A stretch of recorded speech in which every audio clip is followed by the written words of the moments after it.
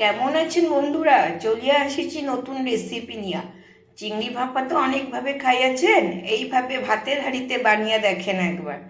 200 গ্রাম চিংড়ি নিয়ে তাকে ধুইয়া ছাল তুলিয়া ম্যারিনেশন করিয়া নেব। প্রথমে দেব হলুদ, নুন, 4 চামচ কাঁচা সর্ষের তেল, 2 চামচ সর্ষে পেস্ট, কাঁচা লঙ্কা চিরিয়া দিয়া, গোলমরিচ গুঁড়া একটু মিশিয়া দেব। কিছুক্ষণ রাখিয়া ভাতের হাঁড়িতে মুখেতে বসিয়া ঢাকিয়া দেব।